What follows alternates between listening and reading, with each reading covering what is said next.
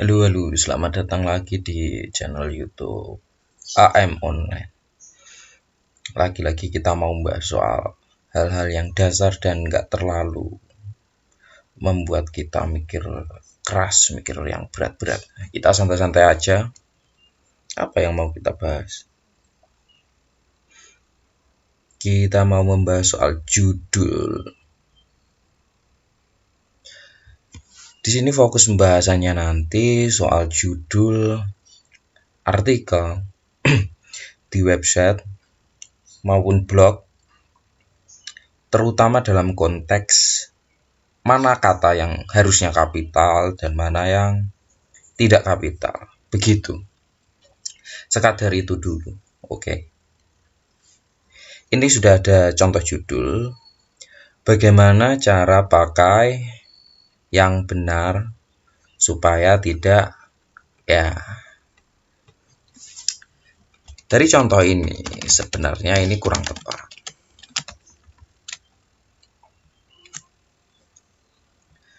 Sebab ada beberapa kata yang seharusnya tidak kapital, namun ditulis kapital. Ada kata supaya. Judul yang seperti ini dapat kita perbaiki. Misalnya dengan, ini ada beberapa versi. Yang versi pertama, kita ubah kata yang dan kata supaya tidak kapital. Ini versi 1. Versi 2 yang nggak mau mikir terlalu berat lagi, ini justru paling gampang. Bikin aja semuanya kapital, beres. Versi ketiga, ini berdasarkan kepenulisannya Antara News. Jadi yang kapital itu hanya huruf di kalimat pertama, huruf pertama di kata pertama, gitulah intinya. Ini saya bukakan.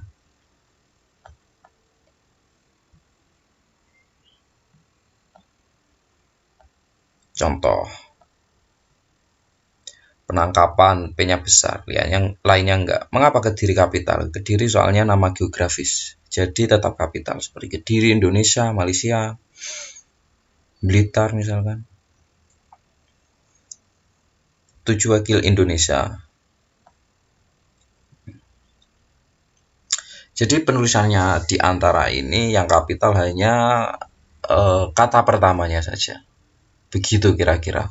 Dan beberapa kata yang memang seharusnya ditulis kapital, seperti nama geografis. Singkatan, kalau singkatan seperti ini, sumber daya manusia SDM. Nama orang, Haris Asyar.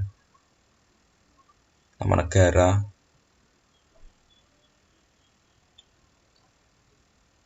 kira-kira seperti itulah. Kalian bisa mengecek Antara News.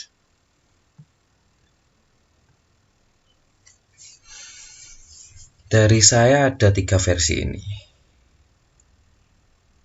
Dari yang semula seperti ini menjadi seperti ini, ya. Atau seperti ini, atau seperti ini. Sayangnya di judul artikel di blog maupun website itu tidak bisa italik. Sebenarnya kan kata yang dari ejaan asing itu ditulis italik, ditulis miring. Tapi kita mengabaikan itu karena di fiturnya juga tidak ada.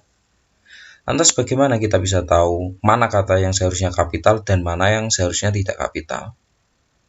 Nah, ini ada beberapa kata, nggak beberapa sih, ini banyak banget. Kata yang ditulis tidak kapital, jika menggunakan versi 1 tadi, berdasarkan kategorinya. Jadi ada kata depan yang sudah kita bahas kemarin, yang dipisah atau digandeng. Kata depan kan nggak cuma di saja, ada di, ke, dari, pada, kolam, yaitu, kepada, dan seterusnya. Kemudian ada kata penghubung atau konjungsi, dan, serta, tetapi, namun, melainkan, dan seterusnya. Kemudian ada kata seruan, ini sering dipakai dalam artikel model bombastis gitu lah. Kemudian ada kategori artikula atau kata sandang, dan partikel lain seperti pun dan per. Namun, ini ada pengecualian, misalkan dari semua kata yang seharusnya tidak ditulis kapital ini akan ditulis kapital ketika kata tersebut berada di awal kalimat. Contoh. Kita pakai contoh yang agar ini ya. Agar kan seharusnya ditulis tidak kapital di judul. Tapi kalau kata agar berada di depan, contohnya seperti ini. Agar.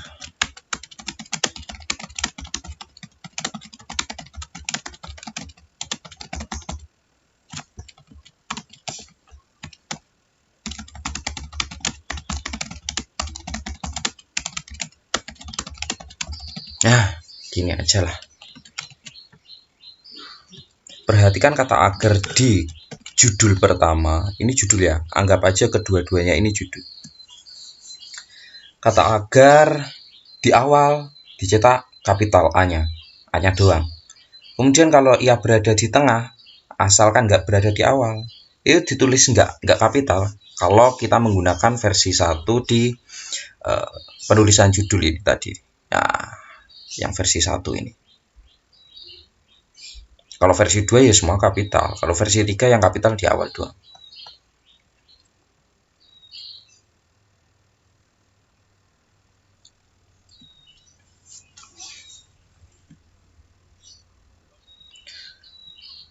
Pada intinya saya itu melihat beberapa teman-teman blogger yang masih menulis judul itu title ya. Kemudian menulis subjudul, misalkan heading 1, heading 2, heading 3, heading 4, dan seterusnya, yang masih sedikit rancu, dalam artian kurang tepat gitu.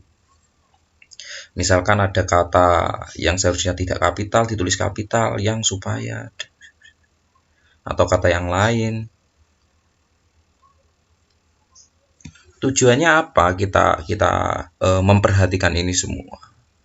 Jadi penulisan teknis kepenulisan artikel, judul, dan lain sebagainya yang tepat ini akan meningkatkan apa istilahnya, situs web atau perusahaan kalian akan tampak lebih profesional. Kita itu benar-benar serius dalam menggarap situs tersebut begitu. Di sisi lain contohnya misalkan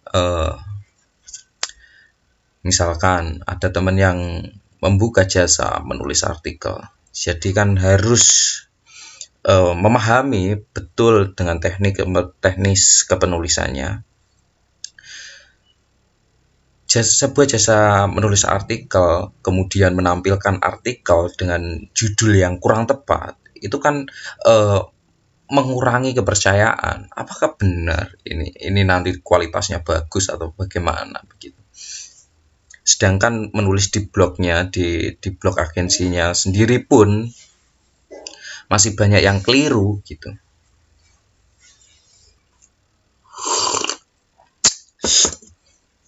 Jadi kalian bisa mengecek kembali artikel-artikel yang berada di blog atau website kalian, apakah sudah tepat dalam penulisan title dan subheading lainnya gitu.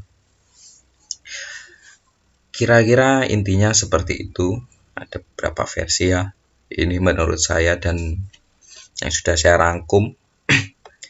Untuk kata-kata ini yang tidak ditulis kapital, ini nanti saya taruh di deskripsi.